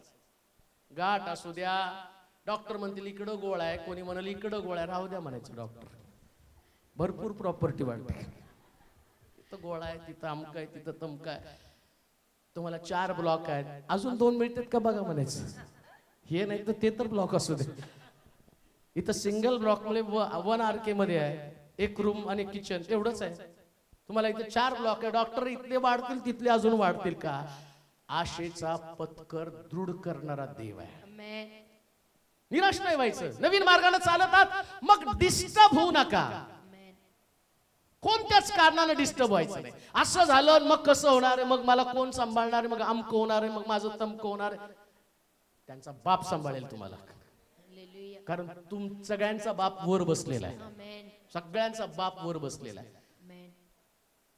कोणता बँकेचा अधिकारी कोण तुमचा अडवू शकत नाही, तुम्हाला कोणीच काही करू शकत नाही. परवा कोणीतरी मला फोन केला, 8 वर्ष बँकेमध्ये प्रकरण करून करून वैतागले, घर काय माझं व्हायला. एकदा बघावं साहेब तुम्ही तरी प्रार्थना करून. मी म्हटलं मी या कामात एक्सपर्ट आहे. सगळे बँकेचे अधिकारी बिधिकारी पोलीस गिलीस सगळ्याला मी सरळ करतो. आणि प्रार्थना केली, पाळक साहेब 8 वर्षात झालं नाही, 8 दिवसात झालं. बापच वर बसलेला आहे ना. आशेचा पत्कर दुर्धरा. हा जीवनयुक्त मार्ग आहे, हा जीवनयुक्त मार्ग आहे, हा नवीन मार्ग आहे. नवीन मार्गामध्ये कधीच आशा सोडू नका. ख्रिस्त जर तुमच्यासाठी वधस्तंभावर त्यानं आपला देह लटकवला, शास्त्र सांगतं ज्यानं पुत्र दिला तो बाकीच्या गोष्टी देणार नाही का? उत्तरच दिला ना त्यानं तुम्हाला. अजून काय तुम्हाला हवंय? सगळं तुम्हाला देव त्याच्या समयाप्रमाणे उत्तम देणार आहे. आमेन. पण त्याला त्याच्या समय. तुम्ही गडबड करू नका. तुम्ही उग 2 मिनिट नूडल खाऊन जाडी वाढते आणि मग काहीतरी ना काहीतरी होतं. 2 मिनिट नूडल नको दे तेव्हा झटपट दे झटपट दे झटपट दे झटपट दे. तो म्हणतो मी झटपट देणार नाही, तुला मिळवायचं तर मिळव. देव नाही झटपट देत तुम्हाला, त्याच्या समयाप्रमाणे. मग कोणी तुम्हाला विचारलं काय एवढे दिवस प्रार्थना करता तुम्हाला का नाही मिळालं? तुम्हाला जे मिळणार त्याच्यापेक्षा भारी मला मिळणार आहे म्हणून मला नाही मिळालं. आमेन. किती सोपं उत्तर आहे. तुम्हाला का नाही मिळालं? परीना म्हणती माझ्या बरोबर चर्चला तू पण येते ना, आणि तू तर माझ्यापेक्षा. हिचं हृदय नीट नव्हतं, ती तिला टोमणे मारायची.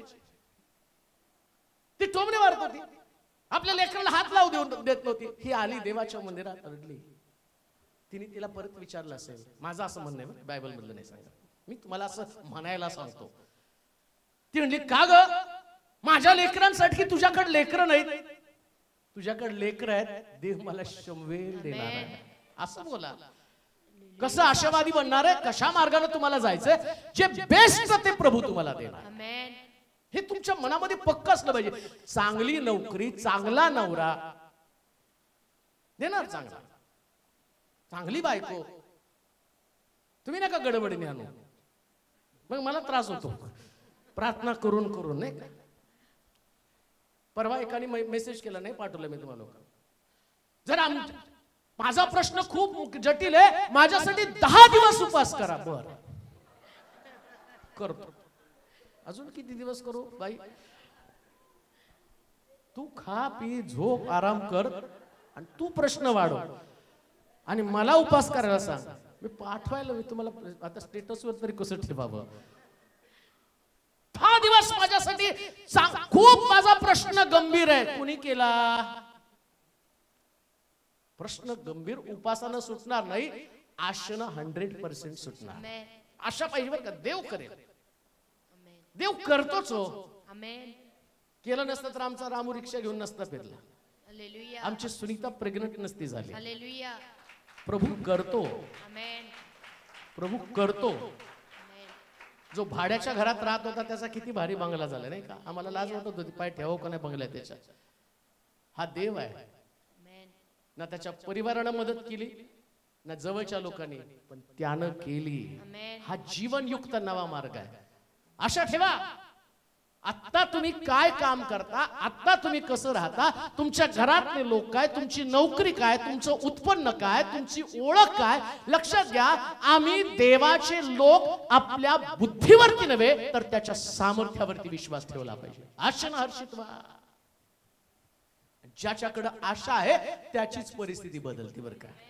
कोणी सारखं निराशेचं बोलते ना, त्याला त्या मीना कुमारीला लांब टाकून द्या. 12 महिने रडायचं. 12 कधी विचारायचं नाही, नवरा त्रास बरं आहे का नाही, सासू त्रास. तेवढं केलं, दुकानदार सुद्धा त्रास देत. भरलं का त्याचं किराणा मालाचं बिल पेंडिंग आहे ना, त्रास देणार. कसं दिलं माल तुम्हाला? परंतु दानियल सिंहाच्या गुहेमध्ये असताना सुद्धा राजा त्याला विचारतो, दानियला तुझ्या देवानं तुझी सुटका केली का? आतून आवाज आला, महाराज चिरावी असा. देवानं त्याचे दूत पाठवून रात्री सिंहाची तोंड बंद केली. इतका आशावादी तो आहे. आशावादी असा, आशावादी असा. जगामध्ये जो आहे त्याच्यापेक्षा तुमच्या मध्ये असणारा मोठा आहे म्हणून आशावादी असा. तुमच्यामध्ये लय पॉवरफुल देव आहे. तुमच्याकडे कोणी साधा सुद्धा देव नाही हो, अजिबात साधा सुद्धा नाही. मला परवा एक बहिणीने कॉल केला, पास्टर खूप आनंद वाटतो. म्हटलं का? तुमचा फोन कोणी असिस्टंट नाही, तुम्हीच उचलता. तुम्हीच फोन उचलता, तुम्हीच आम्हाला व्हॉट्सअपवरती पाठवता. तुम्ही एवढे मोठे सेवक आहे आणि तुम्ही आमच्याशी बोलता. मी म्हटलं अहो, याच्याने तर तुम्ही सेवकांना डोक्यावर बसवलंय. मोठा फक्त देव आहे, आम्ही दास आहोत. नाही, पण तुम्ही असेच जमिनीवर राहा बर का. अहो म्हटलं 25 वर्ष जमिनीवरच आहे म्हणून आता वर आहे. ज्या दिवशी मी जमीन सोडेल त्या दिवशी देव हात सोडेल, आणि मी जमीन सोडली देवानं हात सोडला तर मी जमिनीवरती असा आपटेल की मला परत उभं राहता येणार नाही. प्रत्येक व्यक्तीच्या जीवनामध्ये तुमच्या बोलण्यानं आशा निर्माण झाली पाहिजे, आनंद निर्माण झाला पाहिजे. हा नवीन जीवनयुक्त मार्ग आशेचा मार्ग आहे. म्हणून प्रत्येक व्यक्तीला भेटताना कसं आहे विचारूच नका.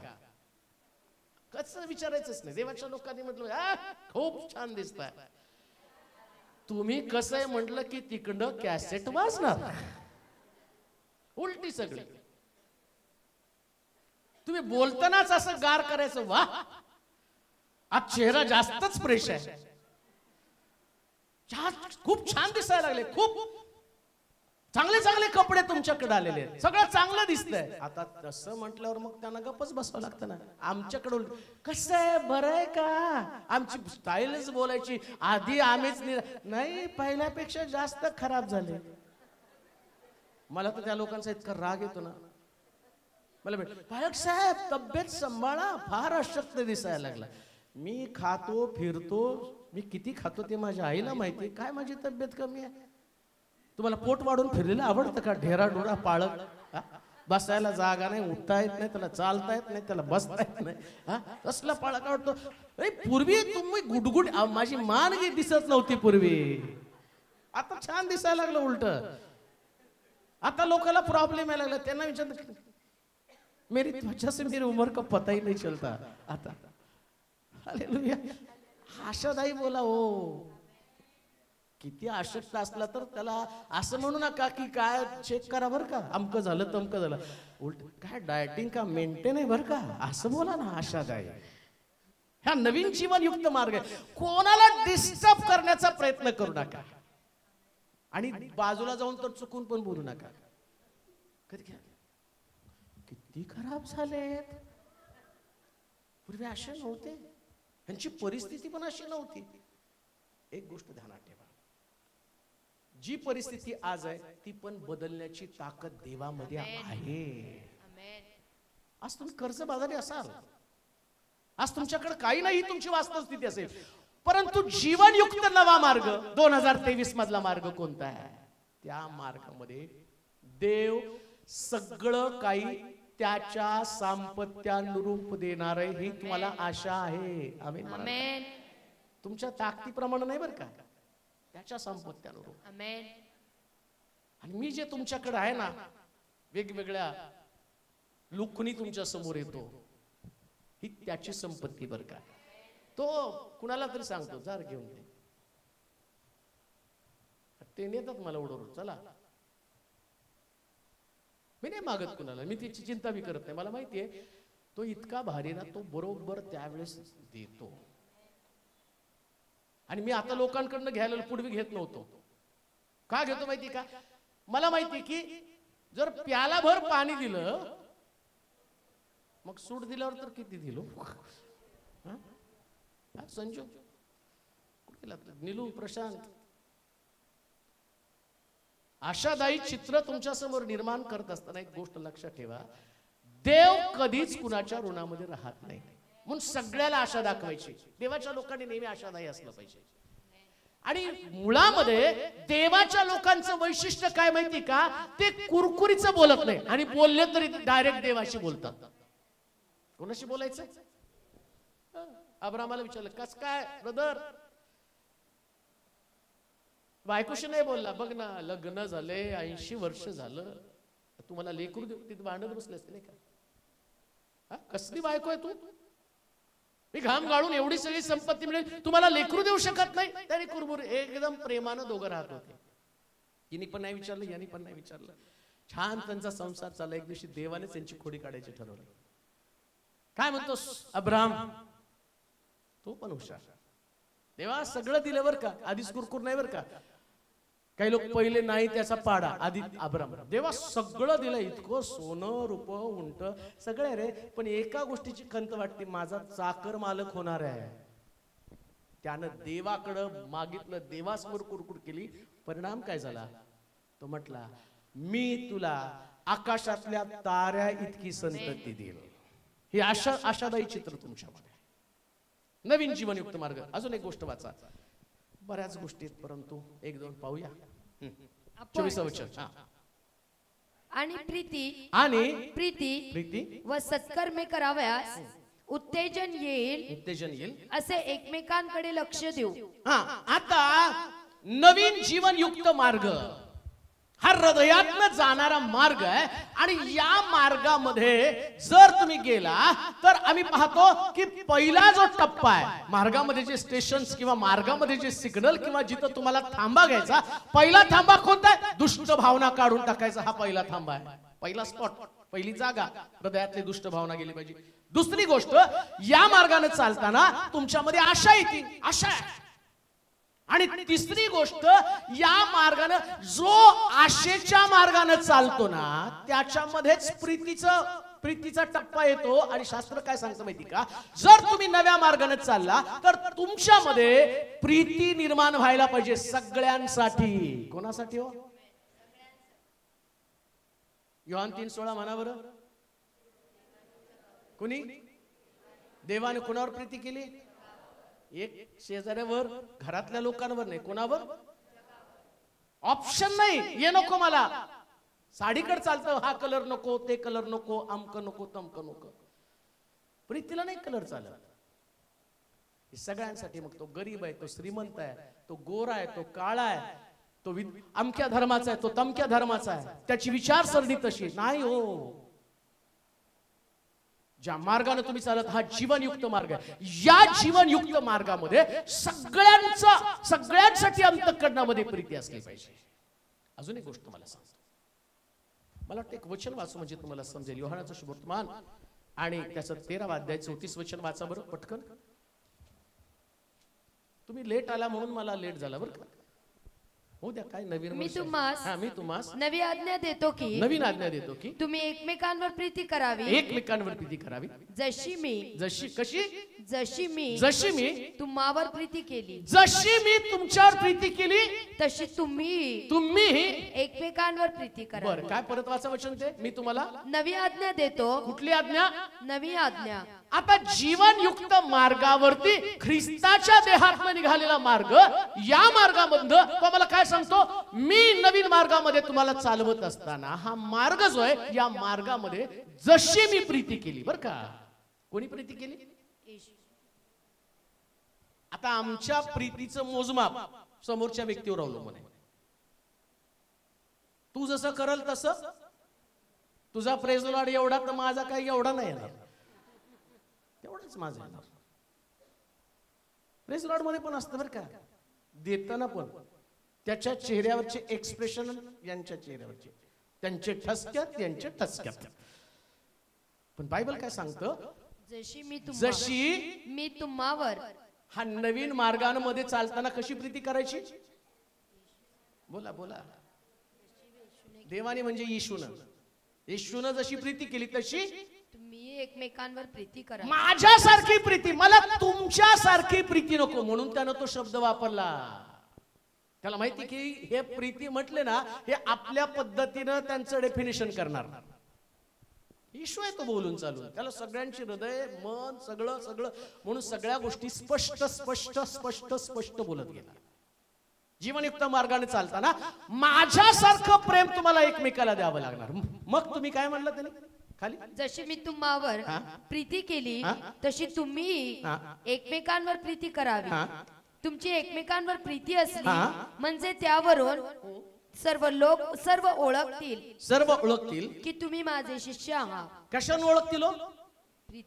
बाप्तिस्मा झाल्यावर. मग कशावरून बोला की. कसली प्रीती? ख्रिस्तानं केलेली प्रीती. मी शिष्य ओळखायचं कसं? माझ्यामध्ये ख्रिस्ताची प्रीती आहे. माझ्यामध्ये ख्रिस्ताची प्रीती. आणि ख्रिस्ताची प्रीती कशी? जर ख्रिस्ताच्या प्रीतीकडे तुम्ही बघितलं तर त्याच्यामध्ये निस्वार्थीपणा आहे. स्वार्थ नाही, बिलकुल अजिबात त्याच्यामध्ये स्वार्थ नाही. या प्रीतीमध्ये घेणं नाही, या प्रीतीमध्ये फक्त देणं आहे प्रियानो. याच्यामध्ये द्वेष नाही, फुगणं नाही, रुसणं नाही, बढाई मारणं नाही.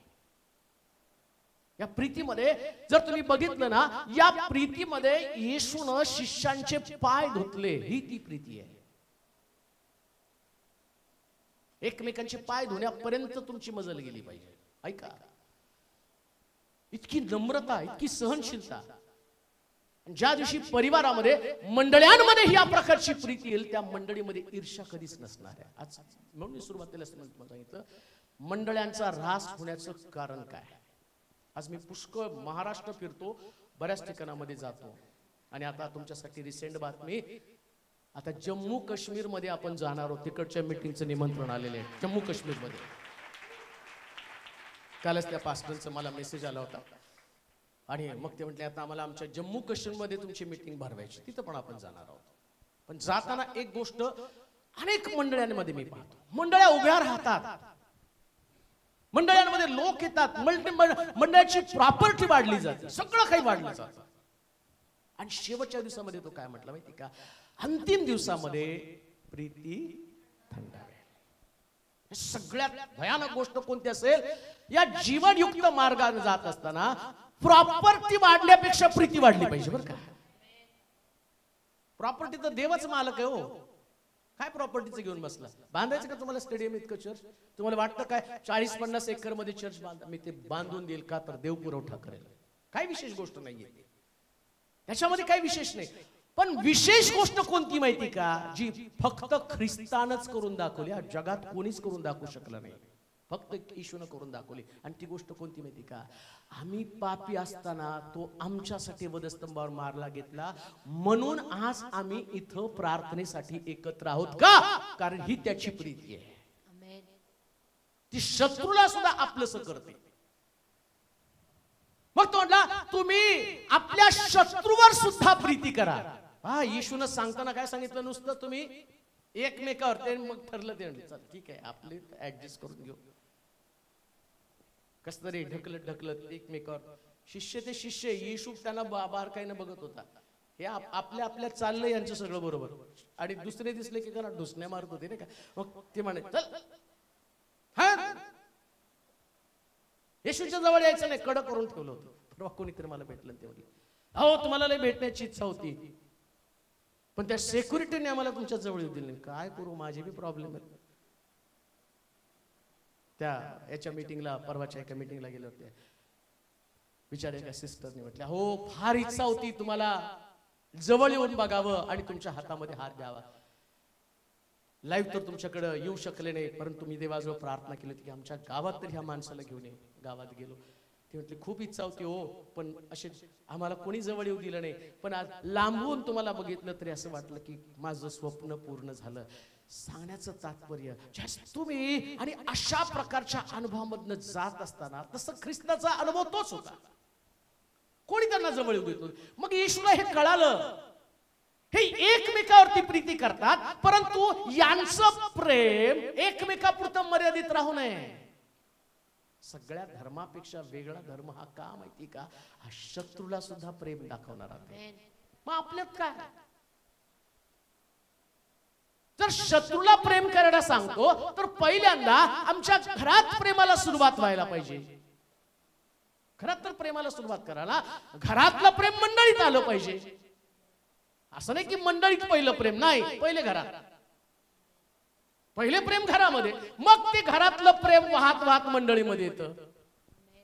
तुम्हाला समुद्र बनतो कसा शिकला ना शाळेमध्ये, पहिलं पाणी पडतं, मग डबकं तयार होतं, मग ओढा तयार होतो, ओढ्याची नदी तयार होती, मग सगळ्या नद्या एका ठिकाणी येतात, समुद्र तयार होतो. तसं आहे, पहिल्यांदा एक थेंब तुमच्या घरामध्ये, सगळ्या घरांचं पाणी इथं, आणि इथलं पाणी जगामध्ये जाईल आणि जग प्रीतीने भरून जाईल. प्रियानो, पहिले प्रीती ही तुमची ओळख असली पाहिजे. ऐका, प्रेम दाखवा एकमेकाला. जर प्रेमच दाखवलं नाही तर तुम्ही शिष्य होऊ शकत नाही. म्हणून हा जीवनयुक्त मार्ग जो आहे, आणि तो मार्ग शत्रूवर प्रेम करा आणि मग एकमेकांवर प्रेम करा. एकमेकांवर प्रेम केलंच पाहिजे. प्रेम करायला शिका बरं का. प्रेम करायला शिकण्यासाठी फक्त ख्रिस्ताकडेच बघायला पाहिजे, बाकी नाही तुम्ही कोणाकडनं शिकणार. एकमेकाला कॉपी करायला गेलं तर सगळे त्यांचे स्वभाव तुमच्यामध्ये येतील, पण ख्रिस्ताचा स्वभाव निर्दोष, निष्कलंक, आणि एका शब्दामध्ये ख्रिस्तानं देवासंबंधानं सांगितलं, तो म्हटलं देवच प्रीती आहे. देव काय म्हटले ते, व्याख्या सांगा देवाची. त्याने म्हटलं देवाची. आता या शिष्यांच्या डोक्यामध्ये होतं व्याख्या सांगा म्हणजे यहोवा जायराम आहे, हे सगळं ऐकलं. मग त्यांना ते पाहिजे, यहोवा जायराम आहे प्रोव्हायडर, यहोवा शालोम, यहोवा निसी, परमेश्वर विजय देणारा. तो म्हटलं राहू द्या बाजूला, देव प्रीती आहे. हे सगळं देवाचे स्वभाव, त्याच्यामध्ये असणारे गुणधर्म आहे, त्याच्यामधलं वैशिष्ट्य आहे. पण देव जर पाहायचा तर प्रीतीमधनच दिसणार आहे. लक्षात घ्या, तुमच्यामध्ये जर ख्रिस्त बघायचा ना, तुमच्या हातात किती मोठं बायबल आहे, मी किती मोठं प्रीचिंग करतो. लक्षात घ्या, माझं प्रीचिंग याचं मला थोडं सुद्धा प्रतिफळ मिळणार नाही. पृथ्वी तलावर देव मला प्रीचिंगचं प्रतिफळ देत आहे. आज जे प्रीचिंग करतो याचं प्रतिफळ देवानं मला दिलेलं आहे. काय देव त्या ऋणामध्ये नाही राहिला, माझ्या सगळं दिलेलं आहे त्यांनी मला. मी नाही भाव मारू शकत देवा मी प्रीचिंग कर, नाही, मी तुला प्रीचिंग पेक्षा जास्त दिलेलं आहे आणि दिलंय त्यानं. तुम्हाला एक गोष्ट सांगू का, शास्त्रात असं लिहिलंय, 3च गोष्टी टिकणार आहे, विश्वास, आशा आणि श्रेष्ठ कोण आहे? प्रीचिंग श्रेष्ठ आहे, प्रार्थना श्रेष्ठ आहे. काय श्रेष्ठ आहे? म्हणून तो म्हणतो श्रेष्ठ कृपादानांची उत्कंठा बाळगा. श्रेष्ठ सगळ्यात प्रीती आहे. एखाद्या व्यक्तीमध्ये जर जास्त प्रीती असेल ना, तर देवाच्या दृष्टिकोनातून तो सगळ्यात श्रेष्ठ. बरं का, जर ज्या दिवशी तुम्ही प्रीती करायला शिकाल ना, एकमेकाला, शत्रूवरती प्रेम कराल, एकमेकावरती प्रेम कराल. आणि लक्षात घ्या, एकदा प्रेम करण्याची प्रोसेस सुरू झाली ना, आपोआप सगळ्यातला द्वेष मत्सर निघून जातो आणि हृदय सगळं प्रेमानं भरलं जातं. म्हणून नवीन जीवनयुक्त मार्ग, त्याच्यामध्ये 2 गोष्टी राहिलेल्या आहेत. परंतु एक गोष्ट ध्यानात ठेवा, या जीवनयुक्त नवीन मार्गाने आम्हाला चालणं गरजेचं आहे. आपल्या जागेवरती आपण उभं राहूया, आपले डोळे आपण बंद करूया, आपल्या माना झुकूया, आपले मस्तक आपण लावूया, प्रभूकडे प्रार्थना करू. हे सर्व शक्तिमान देवा, सिंहासनारूढ असणारे आमच्या परमेश्वरा, माफ कर आम्हाला. 2022 मध्ये ज्या गोष्टी आमच्या हातातून निसटून गेल्या त्या आता परत येऊ शकणार नाही. पण 23 मध्ये मात्र आम्ही एक खंबीर प्रकारचा निर्णय घेण्यासाठी भाग पाडत आहोत स्वतःला. ख्रिस्ताच्या देहातून गेलेला जो जीवनयुक्त मार्ग आहे, याच मार्गाने तुम्हाला चालव. पवित्र आत्म्या आमची मदत कर. जसा प्रभू येशू ख्रिस्त परिपूर्ण होता तसं आम्हाला परिपूर्ण बनव. आणि नवीन वर्षामध्ये नवीन स्वप्न, नवीन योजना घेऊन प्रभू आमच्या बरोबर तू स्वतः चाल अशी तुला विनंती करतो. जे आमचं स्वप्न आहे 2023 संपण्याच्या अगोदर या ठिकाणामध्ये एक सुंदर वास्तू उभी राहावी तुझ्या लोकांना उपासनेसाठी. आजूबाजूच्या लोकांना कुठल्या प्रकारचा आवाजाचा त्रास होऊ नये आणि उपासनेला कोणतं अडखण होऊ नये, याच उद्देशानं आम्ही इमारत उभी करत आहोत प्रभूजी. यात आम्हाला गौरव नाहीये, परंतु आमच्या प्रभूचं नाव कुठे कमी पडलं जाऊ नये, त्याच्या नावाला डंक लागू नये, याच्यासाठी मंडळी मेहनत घेत आहे. जे लोक याच्यामध्ये गुंतवत आहे, परंतु माझी प्रार्थना असेल प्रभूजी की त्यांना हे चर्चचं बांधकाम जसं पूर्णतेस जाईल, महत्कृत्यांचा अनुभव त्यांना येऊ दे. शलोमोनासारखं सुंदर मंदिर बांधणारे आमचे ब्रदर सुहास यांना तुझ्या स्वाधीन करत आहे प्रभूजी. त्यांना शक्ती पुरव, त्यांच्या कामगारांना लागणारं ज्ञान तू पुरव, जेणेकरून एक सुंदर वास्तू लवकरात लवकर उभी राहावी. जे लोक आम्हाला डिझाईन देणार आहेत त्या लोकांचाही ताबा तू घे प्रभूजी. नवीन वर्षात सगळ्या नवीन गोष्टी होऊ दे. मंडळीला ऐक्यामध्ये, प्रीतीमध्ये अधिक वाढव. या भंडळीकडे जगातल्या प्रत्येक व्यक्तीचं लक्ष लागलेलं आहे. ज्यास लोक या मंडळीकडे पाहतील त्यास या मंडळीमध्ये प्रेम ओतप्रोत भरून वाहू दे माझ्या देवा. नवीन आशा प्रत्येकाला तू दे. आणि आज ज्यावेळेस लोक या ठिकाणातून बाहेर पडतील त्यांच्याकडं काय कमी आहे याचा शोध त्यांनी घ्यावा आणि त्याने भरून त्या ठिकाणात यावा असं दे. गौरव, महिमा, सन्मान तुला दे. येशूच्या नावात ही प्रार्थना विनंती केली म्हणून तो आहे. आमेन. आता देव बापाची प्रीती, प्रभू येशू ख्रिस्ताची कृपा, पवित्र आत्म्याची सहभागिता तुम्हा सर्वांबरोबर आता आणि सदा सहकाळ राहो.